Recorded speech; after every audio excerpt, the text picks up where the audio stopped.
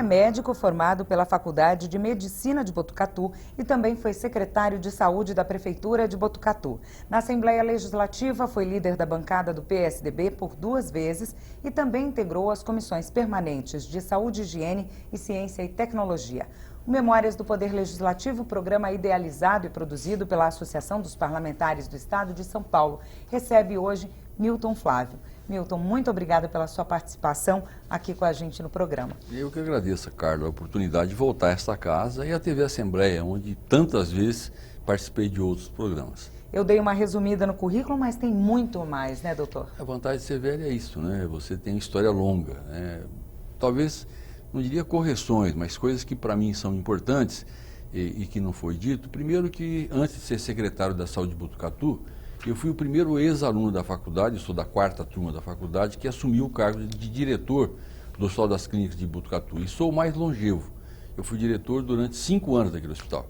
Eu era um jovem, né, doutor, 30 e poucos anos de idade, e me orgulho muito disso, porque disto resulta praticamente o resto, né?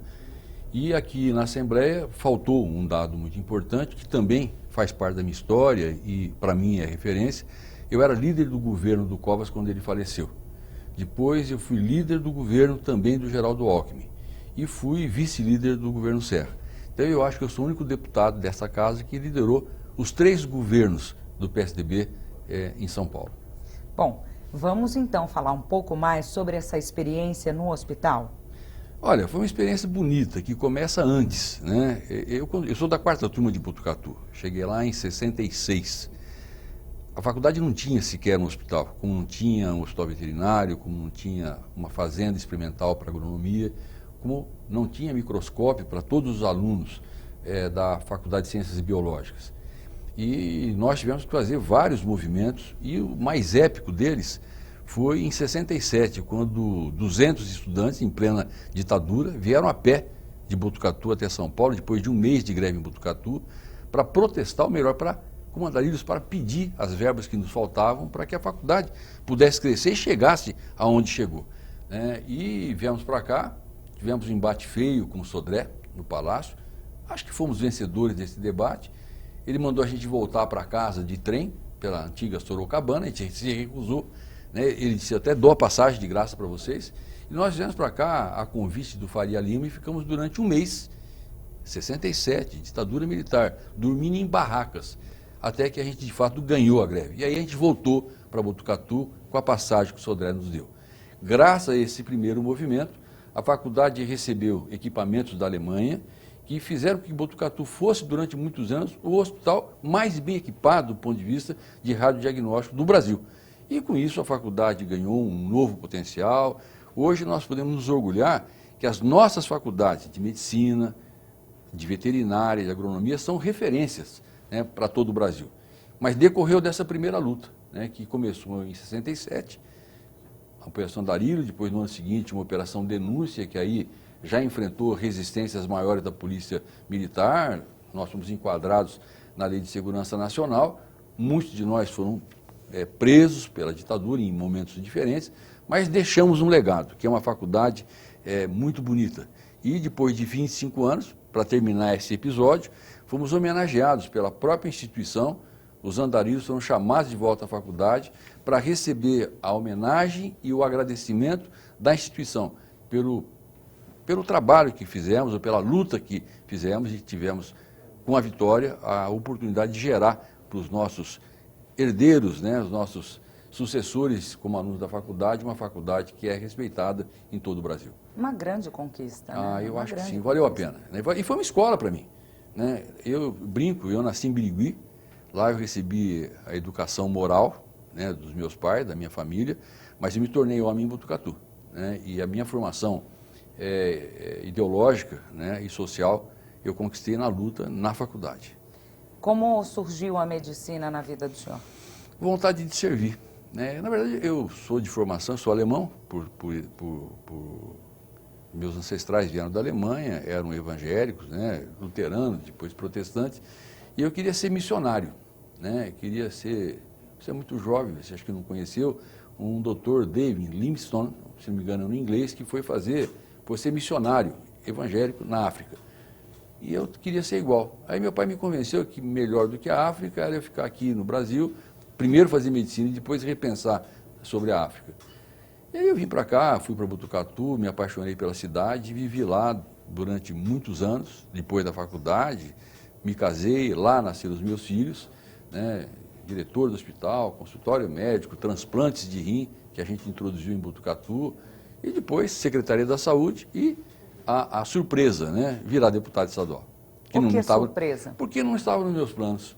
Né? Eu, durante muitos anos, eu esqueci esse lado que eu havia implementado durante a minha fase da faculdade, de luta política, e tinha abraçado a carreira de médico e de professor com muita ênfase, né? Fiz meu mestrado, meu doutorado, era um médico reconhecido, fui diretor, montei o transplante com o Dr. Lac lá em Botucatu, tinha uma clínica muito grande, né? Operava em Botucatu, São Manuel e Jaú, né? Então eu tinha uma atividade muito forte, né, na urologia, né? Diretor da Sociedade de Urologia em São Paulo, e de repente, com a queda do Collor, né, e a comemoração dos 25 anos da Operação Andarilho, eu recuperei um pouco esse espírito, né, do jovem que lutava por um Brasil melhor. E naquele momento eu entendi que os jovens, que não eram mais tão jovens como eu, tinham a obrigação de retomar aquela luta para que outros Collors não aparecessem. E entendi que devia me arriscar. Eu nunca tinha disputado uma eleição política, Botucatu não elegia deputado há 50 anos. Eu fui candidato depois de um ano como secretário, acho que fiz uma boa gestão. Disputei com 7 candidatos em Botucatu, fora os demais, que são 1000 candidatos, que todos chegam, né? E tive 48% dos votos da cidade, né? O médico tinha uma imagem muito positiva. Vim para a Assembleia, no primeiro dia virei líder do PSDB, que se tornava governo em São Paulo. Enfrentamos aqui batalhas memoráveis para recuperar nosso Estado. Um orgulho muito grande. Fizemos todas as concessões, privatizações e devolvemos com Mário Covas a São Paulo a capacidade de voltar a ser a locomotiva do país. O resto da história as pessoas conhecem. Mário Covas, Geraldo Alckmin, Serra, Geraldo Alckmin e São Paulo, um Estado que nesse momento de crise consegue continuar empreendendo. Mas eu acho que não fôssemos nós, com o próprio Geraldo, que era o vice do Mário Covas, e a coragem daquele governador, um homem que ainda hoje é menos reconhecido do que merecia, né, o Brasil não seria o que é hoje e São Paulo não teria tido a oportunidade de recuperar o seu prestígio. As pessoas não se lembram mais, Carla, vocês são muito jovens, mas no primeiro mês do nosso governo, nós não tínhamos dinheiro. São Paulo, não é o Rio de Janeiro, não é o Rio Grande do Sul, mas nós não tínhamos dinheiro para colocar gasolina nos carros de polícia de São Paulo. Os presos eram amarrados em árvores porque nós não tínhamos algemas. E o salário que hoje no Rio de Janeiro é pago de forma parcelada, acredite você se você quiser, foi pago da mesma forma aqui em São Paulo.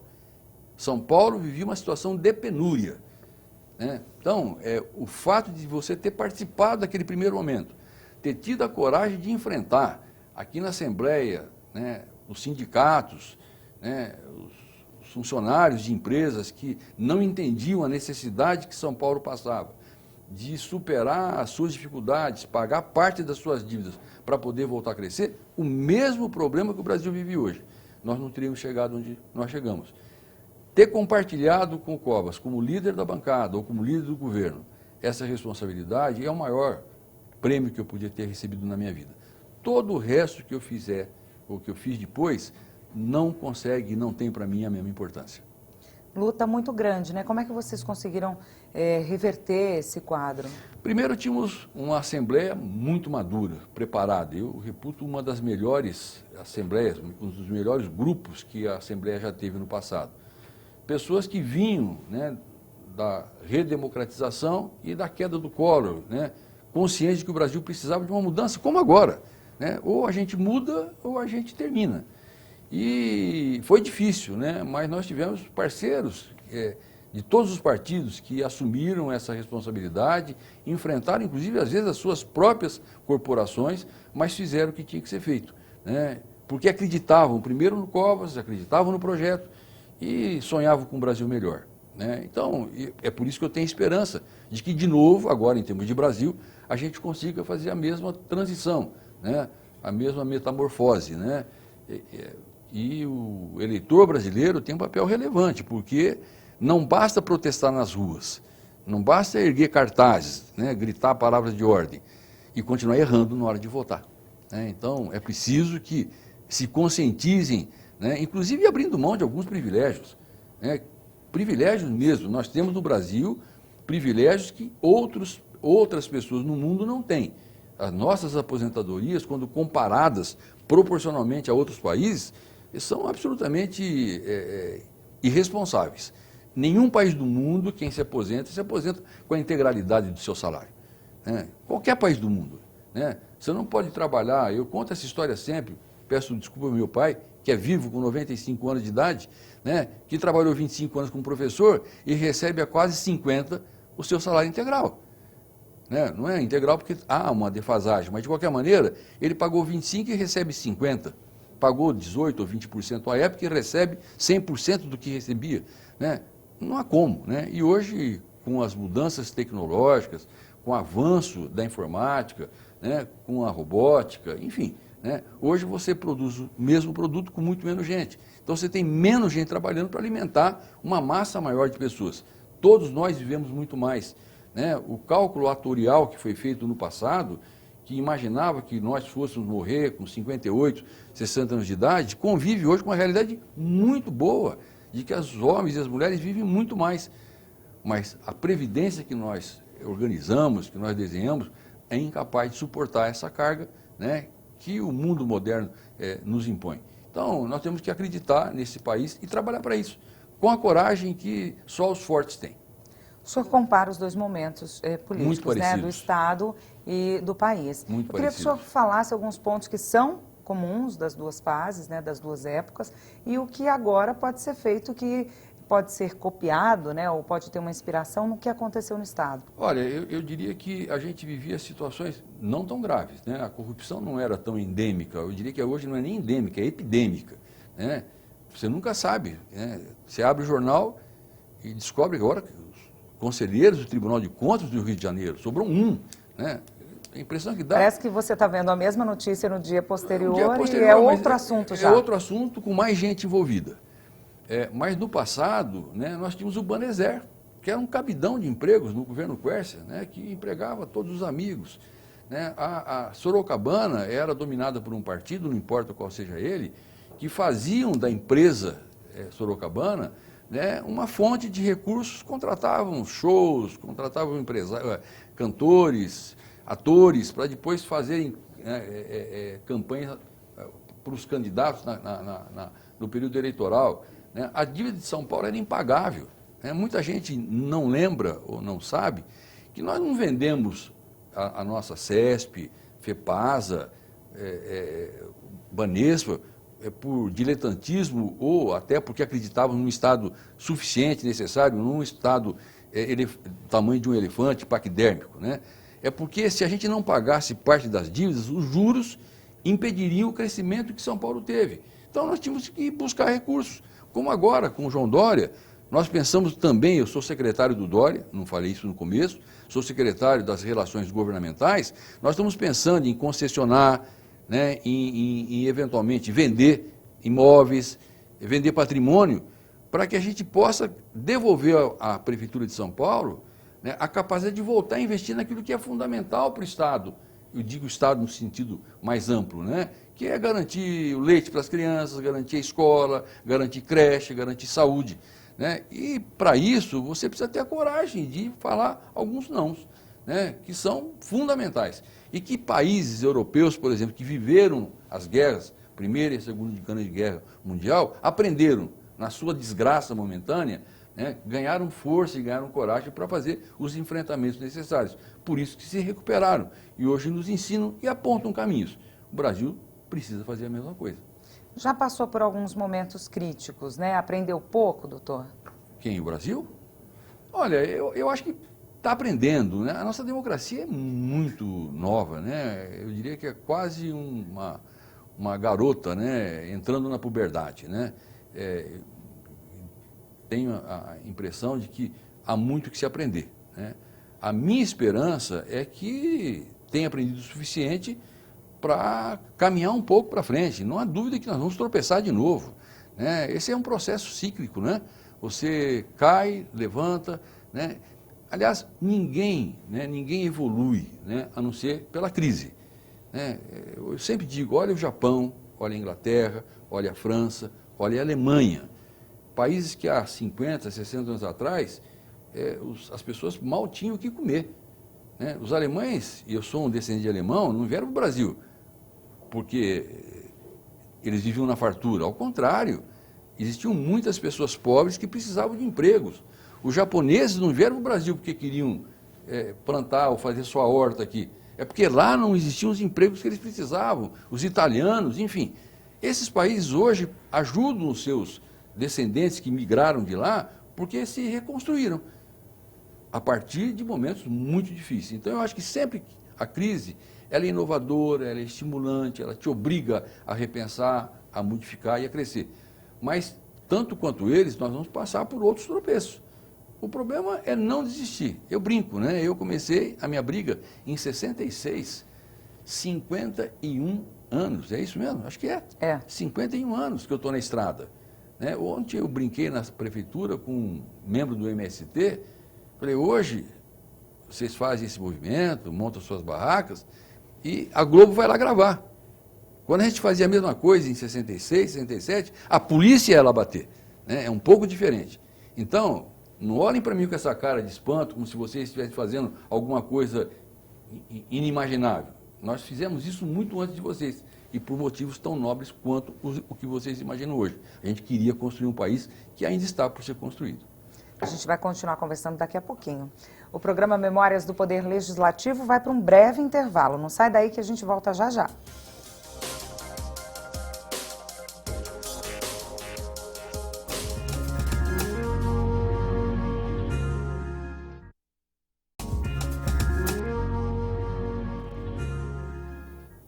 Estamos de volta com o programa Memórias do Poder Legislativo, um programa produzido e idealizado pela Associação dos Parlamentares do Estado de São Paulo. Hoje recebemos o urologista Milton Flávio. Doutor, no bloco anterior o senhor falou que o Mário Covas até hoje não é reconhecido como deveria. Eu queria que o senhor falasse melhor sobre isso. Olha, porque o Mário Covas, ele tinha o dever, né, tinha consciência do dever a ser cumprido. Eu me lembro de dois fatos que eu acho que precisam ser relembrados. O primeiro foi quando ele, na posse do seu segundo mandato, não pôde tomar posse, porque ele fez o diagnóstico no finalzinho de um câncer de bexiga, que acabou levando à morte alguns anos depois, não terminou seu segundo mandato. Ele foi operado, o Geraldo tomou posse, e ele veio tomar posse talvez um mês depois aproximadamente, e veio muito ao quebrado. E o Brasil, nesse intervalo, vivia um momento muito difícil de crise econômica, embora tivéssemos tido o Plano Real. E eu me lembro que o Covas, com voz embargada, muito fraco ainda, disse uma frase que ficou muito marcada na minha cabeça. E eu me emociono sempre que eu lembro. Ele disse, né, que o presidente do Brasil podia ter certeza de uma coisa: São Paulo não faltaria ao Brasil. O que ele dizia para o Fernando Henrique Cardoso, que ainda que eles tinham divergências na condução econômica do país, mas que o presidente tivesse certeza que São Paulo não abriria mão do seu dever de ajudar o país a sair daquele buraco que a gente ainda enfrentava. E a segunda coisa muito importante, que dá para a gente uma dimensão do valor, né, do respeito que o Covas tinha pela democracia, foi quando Zé Dirceu, né, disse em alto e bom som que os tucanos tinham que apanhar dos petistas nos votos e nas ruas. E os petistas, os militantes, entenderam que era para bater mesmo, bater fisicamente. E tomaram de assalto a Secretaria de Educação e colocaram cadeados de tal maneira que os funcionários não conseguiam entrar. O Covas, já doente, foi para lá com um grupo pequeno de pessoas, mandou arrebentar o cadeado, levou cadeirada e as pessoas do lado do Covas diziam, né, governador, entra pelos fundos. E ele disse uma frase exemplar: o governador de São Paulo não entra pelas portas do fundo de nenhum palácio, de nenhuma secretaria, de nenhum lugar. Esse troço é muito forte, quer dizer, né?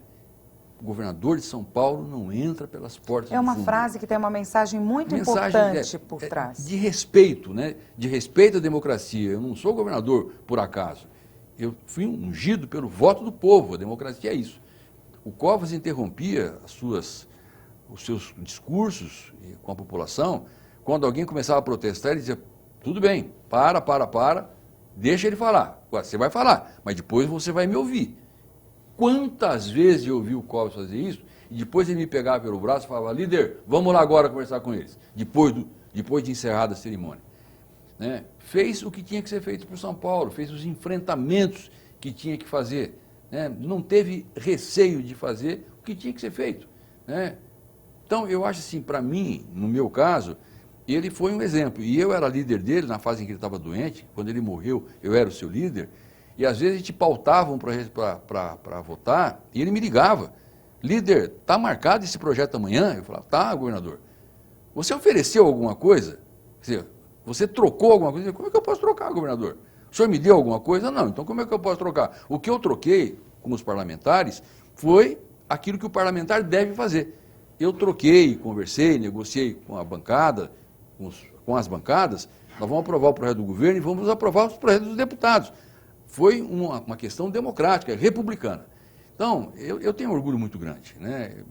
Toda vez que eu puder falar, eu vou dizer, olha, e é impressionante como as pessoas me veem crescer quando eu digo, olha, quando o Covas morreu, eu era o seu líder. Ele me empresta um pouco da sua respeitabilidade. Só que ele já morreu há algum tempo. Tanto quanto o Montoro, o senhor das diretas, tanto quanto Ulisses, um homem que acreditava na descentralização, na transparência, né, no governo do povo para o povo, né, investiu nas minorias, né, nas diversidades, né, criou, né, apoio para as mulheres, para os negros, para os deficientes. E a maior parte das lideranças que nós temos hoje, sobretudo no PSDB e no PMDB, foram forjadas nesse momento. É difícil você encontrar um líder consistente, João Dória é uma exceção, que não tenha saído dessa fornada. Fernando Henrique Cardoso, Zé Serra, Zé Aníbal, enfim, vai procurando, Geraldo, né? Não tem. É difícil você encontrar uma liderança, uma personalidade na política de hoje que não tenha saído dessa grande fornada. Está na hora de começar uma nova fornada, porque nós estamos ficando muito velhos. O senhor fala do reconhecimento. As pessoas, será que não reconhecem porque conhecem pouco a história? Ou... Carla, eu me lembro, eu fui autor de algumas leis que eu reputo muito importantes. Lei da vacinação de idoso, né, que se transformou num programa nacional. São Paulo foi pioneiro. Mas na América Latina já se vacinava.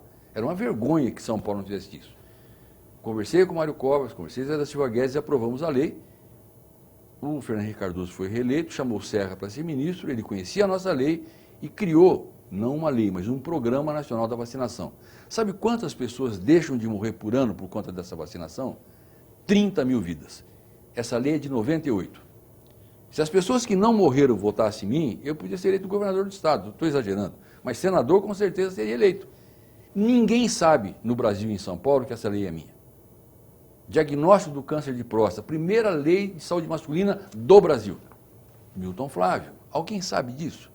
E quando eu cobrava da imprensa, eles diziam, deputado, não importa. Importante que existe o programa, que existe a lei. Quem fez não importa. Importa sim. Porque se as pessoas conseguissem identificar e saber quem faz as boas leis, quais são os deputados que fazem boas leis, tanto é que a primeira lei minha, Carla, aqui na Assembleia, que parece irrelevante, que prevalece até hoje, foi colocar do lado do nome do deputado na lei, que quando ela é aprovada, o seu partido. Primeira lei que eu aprovei aqui nessa casa, que era para que as pessoas pudessem identificar o deputado e o partido para saber o que pensam os partidos, enquanto partidos, na Assembleia. Há pouco tempo atrás eu fui procurado por um deputado que está no 4º partido e disse, deputado, o senhor fica muito bravo se eu tirar essa lei sua? Por quê? Porque eu já mudei tanto de partido, o importante é o meu nome. Não, não é o seu nome. Você está errado, você devia ter um partido. Ou melhor, você devia ter uma ideologia. Você devia abraçar uma causa. Né? Para você, é importante estar no lugar onde você se elege. Né? Para mim, isso é muito ruim. Agora, eu não sou mais parlamentar, faço o que você quiser. Até porque se a população sabe de quem é a lei, a população sabe por que está votando naquele candidato, naquele político. Mas se você pergunta, Carlos, ainda hoje, eu cansei de fazer isso, por isso que eu desisti em 2010, quando fui derrotado, falei, olha, demorei para aprender, né? Você vai em qualquer evento, 50, 100, 200 pessoas, e pergunta, quem se lembra o nome do deputado em quem você votou na última eleição? Eu aposto com você, corre o risco de ter muitas reuniões, ninguém vai se lembrar. Mas nunca passou de 5% das pessoas que se lembram do deputado em quem votou. Eles cobram de quem? Então, se um deputado rouba, todos os deputados roubam. O Milton Flávio ou um deputado faz uma lei boa, ele não sabe se votou em mim. Eu sou indiferente para ele. Então, como é que se diz? É uma situação perversa, mas que não muda. E a nossa imprensa não ajuda. A nossa imprensa, eu diria que é mal criada, né? Porque ela está preocupada em vender jornal, então ela vende o escândalo e não vende o que é bom. Não valoriza os bons parlamentares, não edifica a cidadania, não valoriza a democracia. E depois reclama, né? Nem sei se reclama, porque o que eles vendem de jornal, pintando nas suas páginas da corrupção do Brasil, é um sucesso, né? Você aliás, faz uns 2 anos, 3 anos, que vê televisão, parece uma reprise, né? Parece ver de novo, porque é tudo a mesma coisa. É bandido, bandido, bandido, bandido, bandido, corrupção, corrupção, corrupção. E a Lava Jato não dá conta. Mas é justamente a imprensa que sempre solta algumas propagandas que diz que é para cobrar. Então ela devia ser a primeira a dizer a autoria de todas as leis. Não, mas não faz. Ih, cansei de cobrar isso, né? Eu me lembro que eles fizeram um dia uma reportagem maravilhosa sobre os ganhos que essa lei da vacinação da terceira idade tinha trazido para o país, as mortes que tinha evitado. E eu protestei, liguei lá, né? E eles disseram, deputado, não tem a menor importância, é importante que a lei existe. E da mesma maneira, cara, eu vou fazer aqui um desabafo que eu nunca fiz na televisão. Eu me lembro, teve aqui uma vacinação, o Geraldo era governador. E ele foi vacinar o Serra, que era ministro, que era alguma coisa, enfim, vacinação de idoso. Eu era um deputado respeitado, porque era sério. Aí quando acabou a cerimônia, eu estava embaixo, não estava na plataforma, né? Eles, Milton, que bom, né? Puxa vida, como é que a gente pode fazer para te ajudar nessa próxima eleição? Eu falei, vocês podiam ter me colocado no palco e ter dito que a vacinação do idoso só aconteceu porque eu fiz a lei. Aliás, briguei muito para que essa lei fosse aprovada. Né? Não precisava mais nada. Mesmo uma lei como essa teve dificuldade para ser aprovada? Muita dificuldade, porque tem um custo muito alto. Toda vez que você faz qualquer lei, né, a lei ela tem um benefício, mas não se vacinava no Brasil. Então, São Paulo não era uma vacinação nacional. São Paulo começava um programa novo, que tinha um custo muito alto, a vacina era importada. Alguns anos depois, eu brinquei, né, com o Guedes, disse, Guedes, você precisa me pagar royalties, porque nós estamos fabricando e vendendo a vacina do Milton Flávio. Hoje, nós exportamos a vacina. No começo compramos, depois passamos a envasar no Butantan e depois passamos a produzir e vender. Então, mas, como dizem, né, a política e os políticos são muitos, os estadistas são poucos. Né? Alguns veem a árvore, outros veem a floresta. Mas nem sempre isso você descobre na primeira olhada. Então demora um pouco. E você precisa ter coragem de enfrentar. Doutor, o senhor foi o relator da CPI das indenizações ambientais, é isso? Aqui na casa. Olha, eu estou sendo muito vaidoso hoje, né? Eu reputo a melhor CPI que essa Assembleia já produziu. Eu me lembro que eu li uma reportagem do Estadão e descobri que São Paulo iria pagar 50 bilhões de dólares em indenização. Eu achei um absurdo São Paulo pagar isso. Até porque não tinha recurso para pagar. E nós fizemos uma CPI. E graças à nossa CPI houve uma mudança de conceito. Porque a coisa julgada passou a ser reavaliada. Eu não sei, claro, você não vai lembrar, nem tem obrigação de saber. Nós descobrimos que existiam indenizações, a mesma área havia sido paga e havia sido reavaliada num outro pedido, novamente, e o mesmo perito dizia que não tinha se apercebido que a área era a mesma. Portanto, o Estado pagaria pela mesma área duas vezes. Uma outra circunstância, o que acontecia, que era uma indústria, né, parecida com a da Lava Jato. Um cidadão, que nem sempre era proprietário da área, era uma terra devoluta, se dizia proprietário, e propunha uma indenização para o Estado. E pediu um valor altíssimo, exagerado. O Estado de São Paulo contestava o mérito, dizendo que esse indivíduo não é proprietário, não tem título de propriedade, não tem documentação suficiente. Nem se contrapunha em relação ao pedido de indenização que ele fazia. Ganhava na primeira instância. Havia um conluio com a segunda instância. Na segunda instância, São Paulo era derrotado. Uma máfia. Máfia, né, que envolvia o judiciário e envolvia peritos. Só que a indenização que era considerada, São Paulo não tinha contestado o valor da indenização, era a indenização pedida pela máfia. E aí São Paulo devia 50 bilhões de reais. A gente conseguiu terminar a CPI. Eu posso te garantir que nenhum deputado, nenhum parlamentar negociou nada com alguém, ninguém conhecia o relatório, esse relatório não vazou, foi apresentado, foi entregue ao Marco Aurélio, que presidia o Supremo Tribunal Federal à época, foi entregue ao Aécio Neves, que era o presidente da Câmara Federal, foi entregue ao presidente Fernando Henrique Cardoso. E houve uma mudança de conceito no critério de avaliar coisas consideradas julgadas. E criou-se, graças àquela CPI, a Procuradoria do Meio Ambiente em São Paulo. Então, eu posso dizer que aquela CPI deu a São Paulo a oportunidade de economizar, isso na década de 2000 e pouco, 50 bilhões de dólares. Na época, quais foram os maiores desafios da CPI, os maiores problemas enfrentados? Eu acho que a coragem de enfrentar a máfia dos peritos, enfrentar os credores e não como se diz, ter a coragem de não se corromper, né? 50 bilhões de dólares, olha, dava para deixar muito deputado rico, né? Não dava? Com certeza. Né? Por muito menos, muitos estão na Lava Jato. Né? E graças a Deus, esse grupo de deputados, seguramente, tanto quanto eu, se orgulham de ter feito esse serviço para o São Paulo. Quanto tempo durou a CPI? Foi muito rápida, 2 ou 3 meses, não deu tempo das pessoas, quando eles acordaram, a CPI já tinha concluído, já tinha terminado a sua tarefa. O importante é que ela gerou, né, não acusou ninguém em particular, demonstrou que o crime era organizado, que havia de fato um conluio entre peritos, advogados e um grupo de juízes de segunda instância, e o Supremo Tribunal deu a São Paulo a oportunidade de questionar esses valores, questionar essas ações que tinham transitado em julgado, e do que eu me lembro, São Paulo deve ter pago muito pouco, né? Ou pelo menos não pagou nada que era espúrio. Aliás, tinha uma empresa que eu me lembro, ela chamava Pirambeira. Olha o nome, Pirambeira. O dono dessa empresa tinha, lá na área em que ele pedia indenização, ele tinha montado primeiro uma serraria, não deu certo.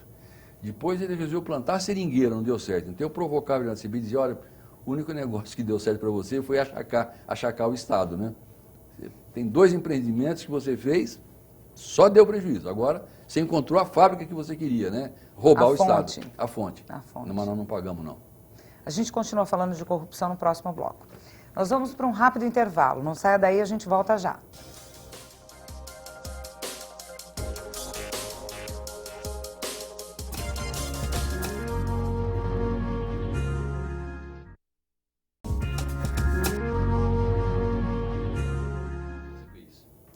Estamos de volta com o programa Memórias do Poder Legislativo, um programa produzido e idealizado pela Associação dos Parlamentares do Estado de São Paulo. Hoje recebemos o urologista Milton Flávio. Estávamos falando da CPI das indenizações ambientais. Eu gostaria de continuar com esse assunto, até porque o senhor trouxe agora em pauta outros desenrolares dessa história. É para mostrar que a CPI pode ter um papel relevante, né? A CPI ela não precisa necessariamente se apegar ou se ater a fatos que eventualmente estão na mídia e que não são efetivamente objeto da preocupação de um parlamentar.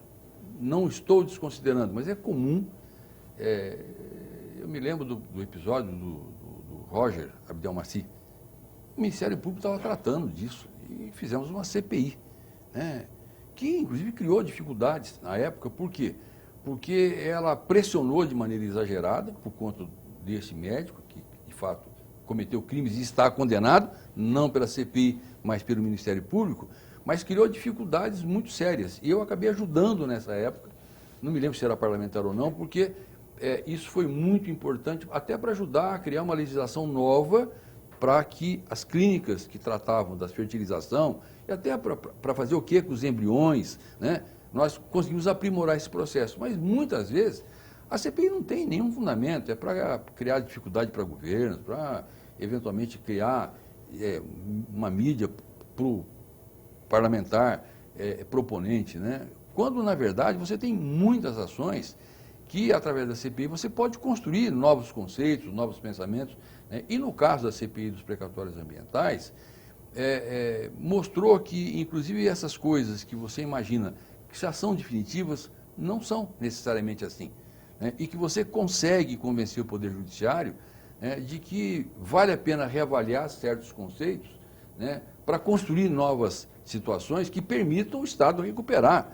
Não tem sentido você dizer, transitou em julgado, mas é um crime comprovado. O Estado vai ter que pagar só porque a Justiça errou?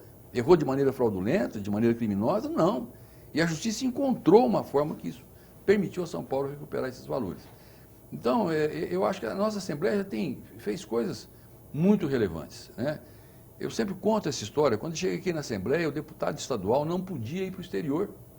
Ele não podia fazer aquilo que a gente chama hoje de política subnacional. Não. Política internacional é coisa de deputado federal e de senador. Mas pera um pouquinho só. O mundo está globalizado. Hoje, empresa conversa com empresa, cidade conversa com cidade. Não é verdade? Estado conversa com Estado. O deputado de São Paulo não podia negociar. E nós criamos aqui, num primeiro momento, uma frente parlamentar latino-americana, né? Inclusive para combater o bloqueio de Cuba, o bloqueio americano, a gente entendia na época que era uma violência desnecessária.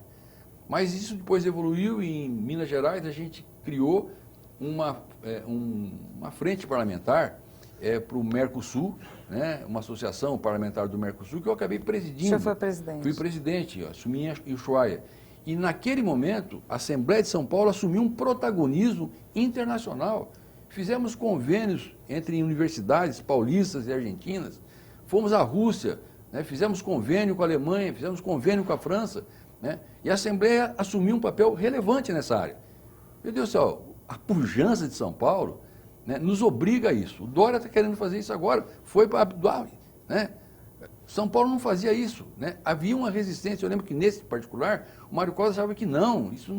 Ele tinha o cacuete do deputado federal e do senador, ele achava que isso era de Brasília, né? Mas nós fizemos uma revolução nesse sentido. Lamentavelmente, Carla, depois que eu saí daqui, né, a comissão perdeu importância, perdeu relevância, chegou a ter ano que ela não se reuniu nenhuma única vez e hoje ela não existe mais entre as comissões permanentes da Assembleia de São Paulo.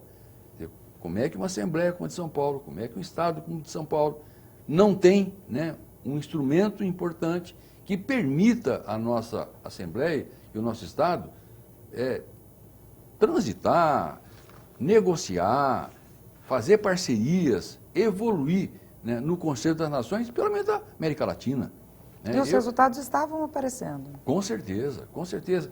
Muitas vezes, resultados na vigilância sanitária, nas barreiras fitossanitárias, foram discutidas aqui nessa casa, com os governos dos países do Mercosul, né? Foi muito importante esses dias, quando aqui na Assembleia o Cine Liberal tomou posse como presidente do Tribunal de Contas do Estado, eu encontrei com o Marcos foi um presidente que me antecedeu e eu não o reconheci muitos anos atrás.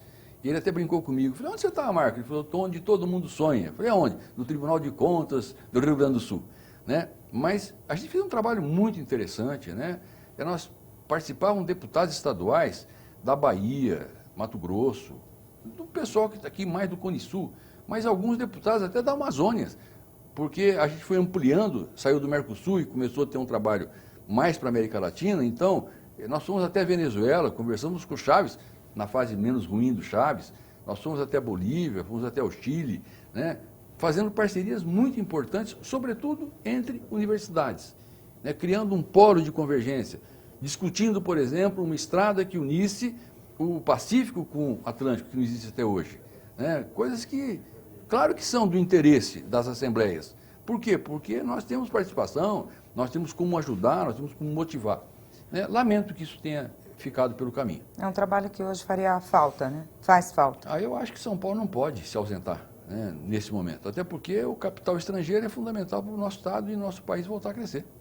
Doutor, o senhor foi também superintendente do IANSP? Fui. Né? E foi aí que começou a minha vontade de voltar, ou melhor, de abandonar o parlamento. Né? Eu fui para lá, me reencontrei, eu brincava na época que eu vivia lá os 2 melhores anos dos últimos 10 anos da minha vida. Né? Isso foi em 2003, 2004. E quando eu era suplente à época, e quando eu tive a oportunidade de voltar, o Geraldo me chamou para uma conversa, o governador, e perguntou o que eu queria fazer. Eu disse, se o coração mandar, eu quero ficar no IANSP. Eu não quero voltar para a Assembleia. Ele disse, mas eu preciso de você lá. E eu antevi, Carla, que eu voltaria para a Assembleia, voltaria a fazer o papel que eu sempre fiz e que eu perderia novamente a eleição. Porque eu faço um trabalho diferente, né? Que não é nem o que o eleitor quer. O eleitor não é capaz de identificar um parlamentar. Na minha região, em Botucatu, os meus eleitores achavam que eu tinha traído a sua confiança porque eu era um líder do governo e eles queriam um deputado de Botucatu. Não importava que eu fizesse leis para o país, mas e a pontinha nossa? Né? E o telhado da creche, né? Que eu também fazia. Mas tinha deputado que se dedicava mais a isso, fazia churrasco, iluminava campo de futebol, né? Pagava ou dava jogo de camisa, e eu não fazia nada disso. Né? Pão e circo. Né? Então, pão e circo, eu nunca fiz.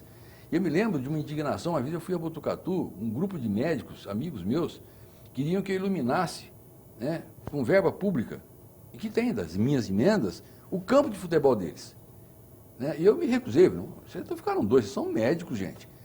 Durante a eleição eu descobri que eles estavam trabalhando com um outro deputado que tinha topado fazer isso.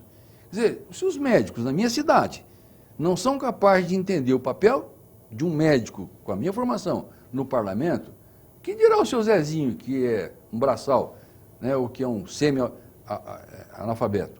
Então, que tem conhecimento mínimo. Não tem a menor chance, né? E então eu queria continuar. E aí o governador disse para mim, não, Milton, eu preciso que você volte para ser meu líder. E eu voltei para ser líder dele na casa. Só que eu avisei o governador, eu disse, olha, eu volto, mas perco a eleição. Por quê? Porque eu vou cuidar de você e não vou cuidar de mim de novo.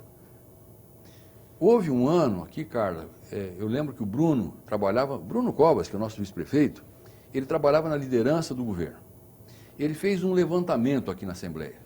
Naquele ano que eu voltei, 2003, 2004, então 2005, 2006, eu sozinho participei mais de comissões e fiz mais discursos, horas de falas na tribuna, TV Assembleia, do que a somatória dos deputados do PSDB.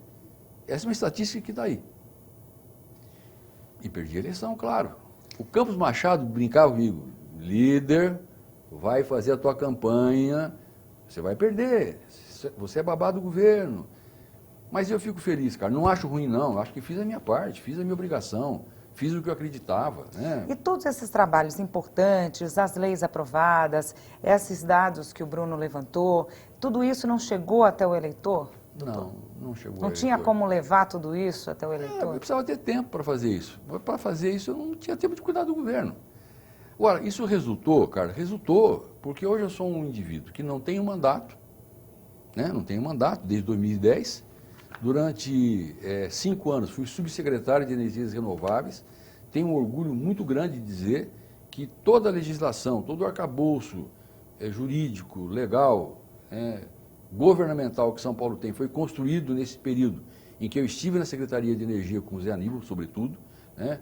E que hoje fez com que São Paulo lidere, sobretudo na área fotovoltaica.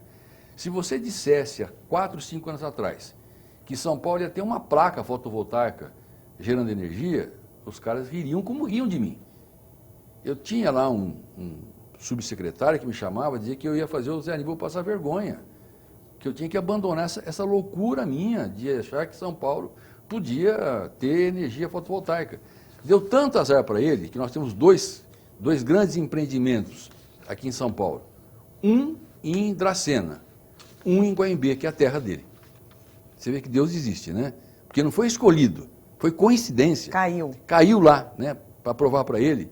Né? E hoje São Paulo, né, tem quase 300 megawatts, e se tivesse tido o último leilão, São Paulo estaria provavelmente hoje numa posição destacadíssima, como fonte geradora ou como estado gerador de energia com a fonte fotovoltaica. Mas nós estamos na frente e eu não tenho dúvida que a história vai provar que eu tenho razão, né? A gente provavelmente nos próximos anos vai comandar o Brasil e vai ser o estado líder na geração fotovoltaica, menos pelas grandes usinas, mas pela geração distribuída. E tenho também os meus dissabores, né? Porque eu saio da secretaria muito triste por não ter conseguido implantar uma usina de tratamento de lixo com recuperação energética ou geração de biogás aqui em São Paulo, né? Eu não posso aceitar, e estou conversando muito com o Dória sobre isso, que uma cidade que tem 12 mil toneladas de lixo dia, que pode gerar biogás, que pode gerar compostagem, adubo e pode gerar energia elétrica, esteja ainda hoje, né, deixando esse lixo inaproveitado e contaminando os nossos lençóis freáticos. E mais do que isso, deixando uma herança, né, muito desagradável para as futuras gerações. Porque esse lixo não tratado, né, é uma escória que vai durar 20 anos, 30 anos para ser resolvida. Falando agora das suas atuais atribuições, né, e cargo ocupado, essa é uma das prioridades, esse é um dos pontos fortes? Eu espero que sim, não é bem a minha pasta. Eu estou hoje como secretário das Relações Governamentais, né, eu tenho por obrigação conversar, por função, conversar com os vereadores, com os partidos, com a sociedade civil organizada, né? O secretário de governo, que é o Júlio Semeghini, tem uma função mais relevante, até porque tem o condão de também nos orientar, né? Um grande companheiro, um grande amigo, tem ajudado muito o Dória, né? O Dória disse que não é político, mas se cercou de bons políticos, né? De pessoas que conhecem muito o parlamento, e conhecem muito a política brasileira e que fazem com ele uma dobradinha muito interessante, né? Mas a nossa obrigação é de levar ou de fazer essa interface do gestor, né, do executivo municipal com a sociedade civil, organizada e a desorganizada. Então, eu vou contar aqui, eu não sou, dizem que eu sou muito sério às vezes, cara de bravo, né? Mas eu me lembro que o primeiro dia que eu cheguei na Assembleia, na Câmara, eu fui o último secretário a ser escolhido, no apagar das luzes. Aí, no dia 1º, dia 2, eu estou na prefeitura, 8 horas da noite, 10 para as 8, chovendo, eu na porta da prefeitura, chegou um guarda municipal e disse, o senhor vai trabalhar aqui na casa, ou está trabalhando aqui na casa? Eu falei, estou, né? E o senhor está em qual secretaria? Eu até errei o nome, eu falei, eu estou na Secretaria de Relações Institucionais. Institucionais? Não, aqui, né? O Zé Américo tomava conta. Ah, de Relações Governamentais. Eu falei, acho que é essa mesmo. Aí o cara falou, mas por que essa cara? O senhor vai trabalhar muito. É verdade. Toda a confusão que chega na prefeitura é para lá que a gente manda o pessoal. E eu descobri que é verdade, né? Todo movimento que chega, o secretário de Relações Governamentais tem por função recebê-los, né? Receber as suas lideranças, geralmente acompanhado do secretário da pasta envolvida, né? Se é mobilidade urbana, com o secretário dos transportes, se é questão de educação, com o Schneider, se é morador de rua, com a Soninha, se é eventualmente questões de direitos humanos, com a Patrícia Bezerra, enfim. Mas eu estou sempre, né, no meio desse pessoal, né? E hoje eu entendo, e quando eu encontro com ele, eu falo, você estava certo. Bem viu? que o senhor me disse. Bem que você me disse, né? Mas de qualquer maneira, Carla, é muito bom estar no spa do Dória. Todos os secretários do Dória trabalham 12, 14 horas por dia e não pode reclamar porque o Dória trabalha mais do que nós e não ganha, porque doa o seu salário. E a única vantagem que nós temos, né, é que nós estamos emagrecendo sem gastar. Isso já é uma boa notícia, né? Mas tem um lado muito ruim. Muitos estão ameaçados de perder a esposa e vão ter que pagar a pensão. E o salário não vai dar. Estou brincando, porque você trabalha 14 horas, 16 horas. Eu estou dizendo a verdade. Eu tinha por hábito, todos os dias, jantar com a minha esposa. Almoçar nunca, porque ela trabalhava e eu trabalhava. Mas jantar na minha casa era sagrado, e eu jantava com ela. E acredite se quiser, o cozinheiro na minha casa sou eu. Não é para grandes festas ou para fim de semana. Para o trivial. Para o trivial. A minha mulher não é cozinheira, então eu gosto, brinco, né? Comidas rápidas. Mas todo dia quem cozinhava em casa era eu. Faz uns 30 dias que eu liberei, nós nos liberamos. Nós não temos mais esse compromisso. Por quê? Porque eu comecei a matar minha mulher de fome. Né? Eu estava agitado, eu estava excitado, trabalhando, mas ela não, ela estava me esperando. E estava habituada a comer num horário padronizado. Agora virou bagunça. É 10, 10h30, 9h30. Né? Então, eu brinco, né? Eu estou no segundo casamento, eu não tenho grana para pagar a segunda pensão. Né? Fica caro. Fica não dá para caro. passar para o café da manhã esse encontro? Com ela? É. Ah, mas eu tenho, esse eu tenho. Ah, né? então já é alguma coisa, não vai perder a mulher. Mas estou brincando, mas é verdade. Mas o que me consola, eu brinco, mas é verdade. Não estou exagerando, Carla. Às vezes as pessoas me perguntam, Milton, é verdade que o Dória trabalha tanto? Eu digo, não, não é verdade. É pior do que a verdade. Eu posso ir às 10 horas da noite da prefeitura, mas eu saio tranquilo porque eu sei que ele e o Júlio estão lá ainda, depois de mim. Então, você se percebe numa equipe que tem solidariedade, que tem amizade, que tem companheirismo, que tem muito pouco competitividade, busca trabalhar com transparência, né? E com um compromisso muito grande de renovar a política de São Paulo e do Brasil. Isso vale a pena. Você está, né, envolvido, engajado num projeto que pode ser exemplo, pode ser renovador, né, pode ser exemplificador para o futuro do país, vale qualquer preço e vale qualquer sacrifício. Maravilha. Muito obrigada pela presença do senhor aqui. Um bom trabalho, boa sorte Carla, na nova empreitada. Obrigado. O programa Memórias do Poder Legislativo termina aqui. Obrigada pela sua audiência e até o próximo encontro. Tchau, tchau.